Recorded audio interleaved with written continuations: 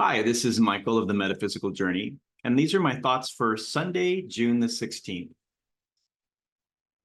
This entire message could be summed up with one question, and that question is, when is enough enough? And where that comes from, something I've been thinking about for the last few days, most heavily, but for actually quite some time. And this comes from this idea or concept that we're just never good enough. All the shadow work and all the personal growth and development, the healing, all the stuff that takes place just to become the best possible people we can, to get better, better, better, so that we can serve others more effectively and just feel better about ourselves. So where does that come from? It definitely comes from, I know from in my case, and probably a lot of people are in the same situation, it comes from this feeling inside that we're not enough. Regardless of everything we've been through, and we've all been through a lot of stuff, everything that we have survived, in spite of all of that, it's still not enough. And there's more we have to keep doing. So when is enough enough?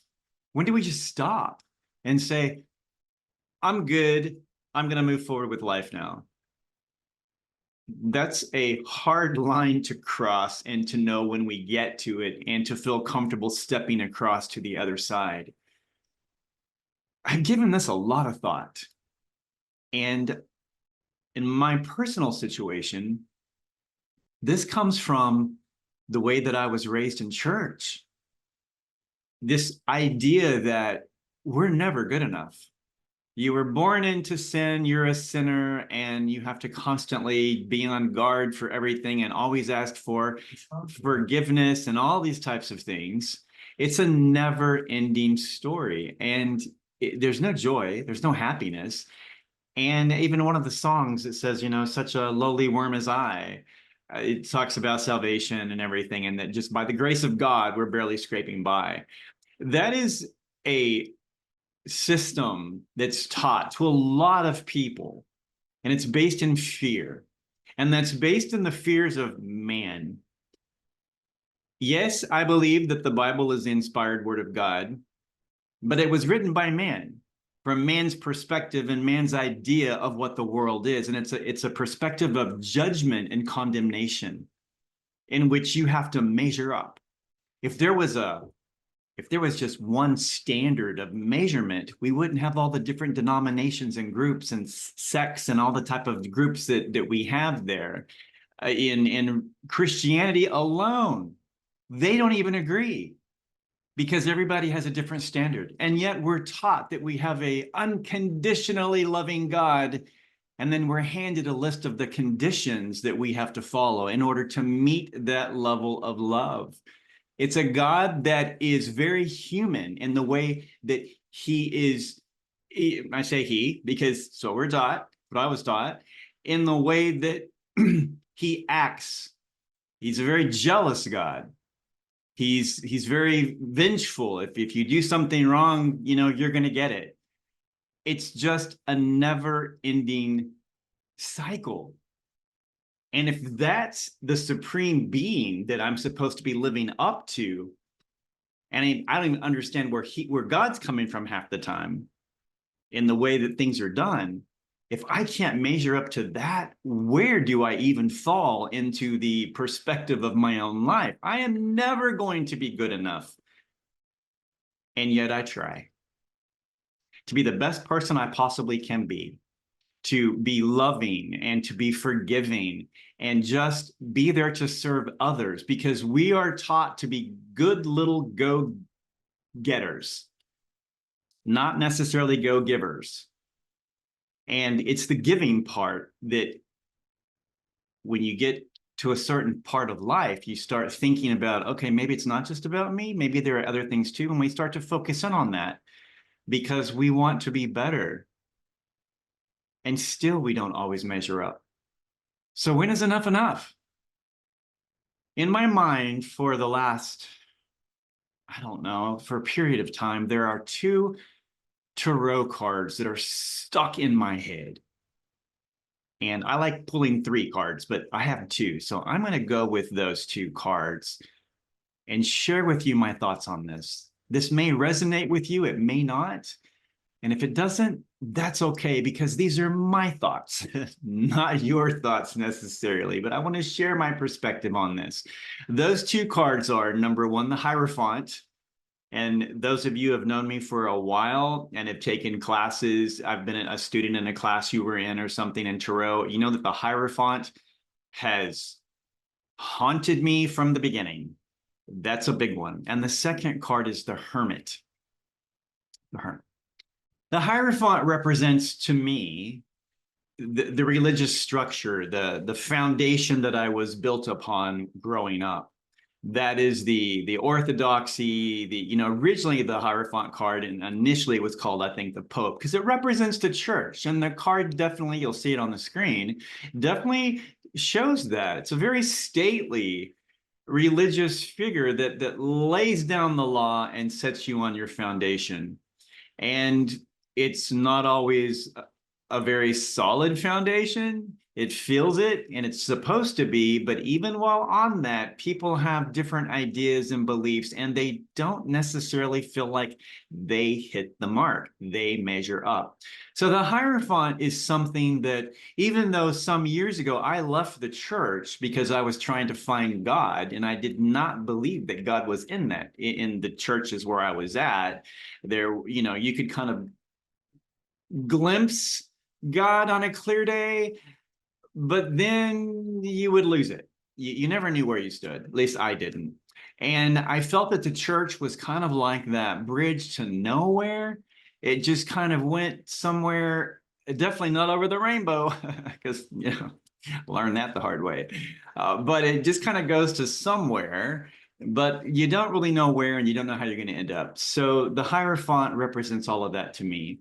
And when I left the church to find God, it took me into uncharted waters, but it was the best thing that ever happened, because it opened my mind up to other perspectives and other ideas. I got to meet a lot of people that were outside of that really enclosed community that I was part of. It's later some of the very same people that shunned me, but hey, we all have something we have to deal with, right? Turned out to be a blessing in disguise. It was perfect. But the Hierophant,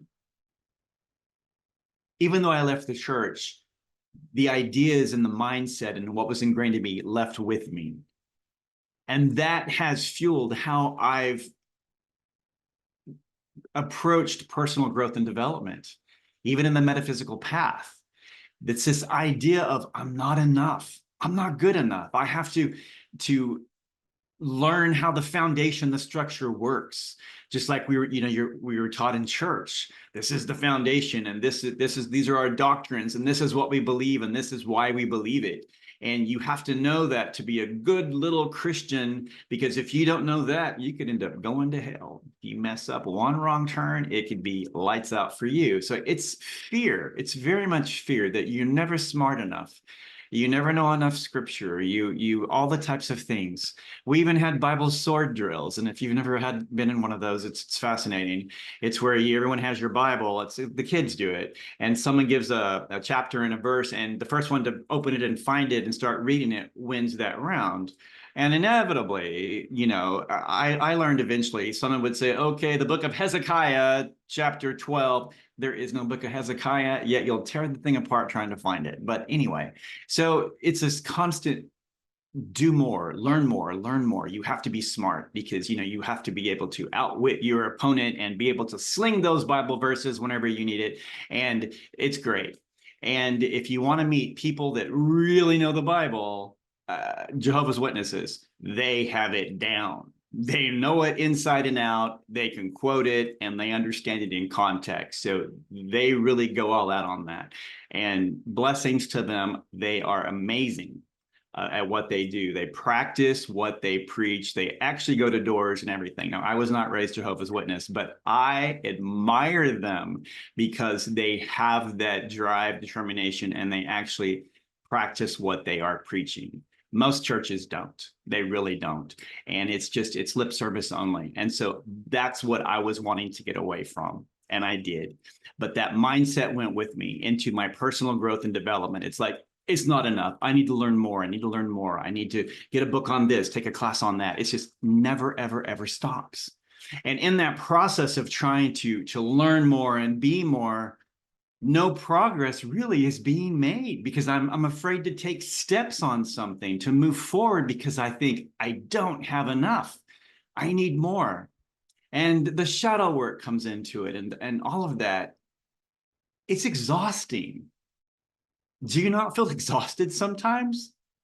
And you have this fear of, what if I step out and do something and it's the wrong thing, or I didn't have all the information? Someone's going to make fun of me. They're going to laugh at me. And it stops us in our tracks. We were brought to this earth at this time for a particular purpose. And we have a destiny. We have a mission. Do you know what it is? I don't. For me, I feel like I'm missing something. And that's why I'm talking about this today. So the second card is the Hermit. Now, the Hermit is the one that, you have all your information and you kind of go into your cave and you think about it. The Fool, on the Fool card, when they hang there, they are perceiving things in a different way, and the Hermit is receiving. They're getting this information, and they're just processing it. And you can stay in that cave forever. You truly can. So what if where we are in this moment in time, that it's time for the Hermit phase to end, and it's time for us to come down off the mountain and just speak our truth? Are we going to be perfect at it? No. We're not meant to be perfect. We're meant to speak our truth of what we know. You've been through so much. You've learned so much. You have way more than you need. And probably a lot of the work you did, it wasn't even needed, because you were specifically designed for your path, your life, your purpose. Only you can deliver what you have to deliver.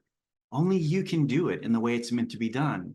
Because the more you may say that it's your life's just chaos, and who would possibly want to hear what you have to say? Well, you know what? There are people specifically placed in your path because they can only hear it the way that you say it. And they'll resonate with you. And that's why you're here. So are we ever going to be perfect? No. Are we ever going to be good enough? No. Because we're not supposed to be. We are perfect just exactly how we were made. It's not perfection from our mindset or the mindset of someone else. It's perfection in how we were created. The one thing that I definitely took away from my church upbringing is that God does not make mistakes. He does everything perfectly.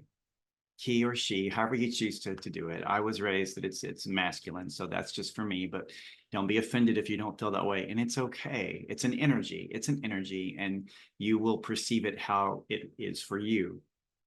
But we were created a divine spark of light. We are a part of that divine, and the divine is perfection, exactly as it is in any moment given in time. So I'm reminded of a song from the 80s. I don't know why this is in my head right now, but we're going to go with it. It was a song by a lady named Grace Jones. And she was a fascinating person if you don't know who she is. But she sang a song, and one of the line was, "I'm not perfect, but I'm perfect for you." None of us are perfect, but we're perfect for the path that we're walking and the mission that we have placed in front of us and the mission that we came here to achieve. We're already perfect for that. So perhaps it is time to just come down off the mountain. It's done. Take all the stuff that you've learned about your past and all the stuff and just put it in a huge box, tape it up, put a label on it, and on that label write, "It was what it was." And step into the present right now. All of that work is behind you. You've done what you're supposed to do. As you move forward, there'll be different adjustments and changes, and you can work on that as the time goes through. But you don't have to get to a certain place and achieve so many things and have so many certificates on your wall before there's this divine message that says, now you're ready. Remember the show, the old show? I am really dating myself this evening, but the old show Kung Fu with David Carradine, and he was initially, when he was in the training monastery, wherever he was at, the old man said, when you can snatch the pebble from my hand, it'll be time for you to go. There's no hand with the pebble reaching down for us to grab it and know when our time to move forward is. Our time to move forward is at all times, always. Even though we don't feel that we have everything that we need, and we feel we don't need enough, we don't know enough, it's always time to move forward, because in those moments when you are inspired or led to do something, the same inspiration that led you to do it will be the same inspiration that flows in through you and gives you what you need. It's a need to know basis. And when you need to know it, you will know it, especially when you're working on behalf of the divine. We're vessels, we're open channels. That's what we do. We let it flow. So all the knowledge and the classes and everything that we take, that's for our benefit. That's for our ego, our edification of our ego purpose, to make us feel better, like, okay, I am now worthy based on the standards of everyone around me and based on human criteria. I am now ready. We're never ready, because the divine does not work based on human criteria and the human matrix. And that's one thing that the church just hasn't grasped. And because they don't understand that, they can't teach that to others. All that they know, because they're human. There's nothing, and that's no disrespect to any of them. They're doing the best they can do, as we all do. But they only understand that in terms of how humans look at things, of what is right, what is wrong, what is moral, what is immoral. And even today in our society, those definitions have completely floated away. There's nothing set in stone anymore. There's no right or wrong. It's open to interpretation. And that's okay. But you see the chaos that sometimes creates. That chaos is not our life. It's not the way it's supposed to be. And when we're in the cave, in the dark places, looking for inner whatever, it's very chaotic. It's emotional. It's messy. And we want to be alone because we don't want people to see us in that state. And it's hard to know when to take off the sackcloth, wash off the ashes, get dressed up, and just emerge back into our lives. It's a time that you feel you're just stuck, you're stalled, and you're trapped. And that trap takes place in our thoughts, because we're constantly working through that and thinking, I'm not enough, I'm not enough, I'm not enough. But we are enough. It's hard to accept that, but we truly are. So these are the things that I've been thinking about for quite some time. I know that, I don't know, maybe about a month ago, somewhere in there, I've lost track of time, I reported about my copper pyramid being completely dismantled.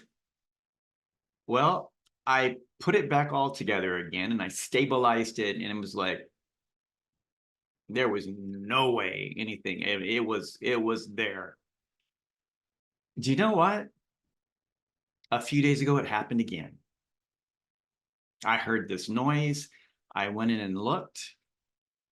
and it was dismantled again. I'm not just talking it falls apart.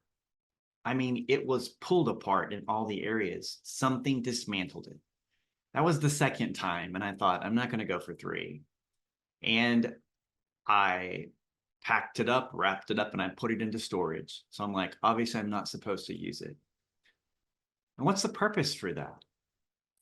I believe that for me, what I was really picking up is that you don't need that. Quit relying on that. Everything you have is within you. And as you need the answers, they will be given to you. Because I was relying too heavily on that, thinking that only in the copper pyramid, and it was just, copper tubes making this pyramid shape. It was very cool, actually. But thinking only in the copper pyramid would I be able to receive what I needed. I would be better connected to the divine. The divine does not need a copper pyramid. That was my mindset, that I'm not good enough on my own to be able to connect to the divine. It's kind of like the thought of, unless I go to church every Sunday and every Wednesday night and on, prayer meeting nights. I hated prayer meeting nights and I skipped those as much as possible. It's gossip session, basically, but I digress. Anyway, unless I go to church all those times, I am not going to be in communication with God. God only exists inside that church building, that structure. That was wrong. And leaving the church years ago, I actually found God. Amazing. God doesn't need a copper pyramid and he doesn't need a church building. The divine is with us at all times. Everything, it's an energy. Everything is the divine. Everything's made inside of it. The energy that flows and keeps everything going. That is the divine. There's no separation. There's no way there could be a separation between us and the divine, because everything is part of that. So we are always connected.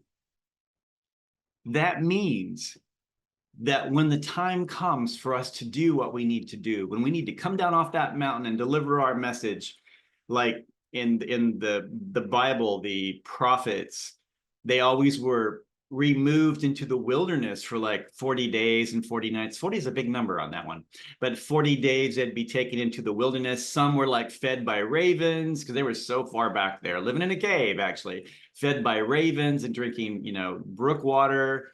Or even Jesus had, his 40 days and 40 nights of fasting and stuff, but they're removed from society and they have that one-on-one time and they get all the information they need and they prepare their energy and then they go out and deliver this message and then usually run for their lives because people are trying to kill them.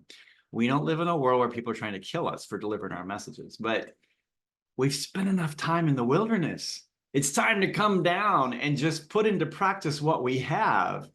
Even God capped it at 40 days. That was the limit. Now, how long have some of you been in shadow work? 7 years, 8 years? I mean, it never ends, but it has to. It has to end.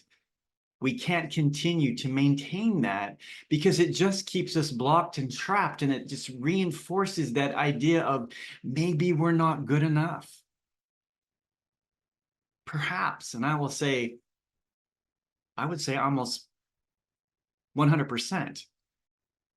You always were good enough. There was never anything wrong with you. You were the person you're meant to be, to deliver what you need to deliver in a way that only you can do, as I said in the beginning of this. So it's time to come off the mountain. Just come on down there from that mountain and just go out there and live your life. Don't listen to what other people say. They can live their life, and most of them aren't living their life. They're too busy trying to direct everyone else's life. So those are my thoughts for Sunday, June 16th. Have a beautiful day. Bye.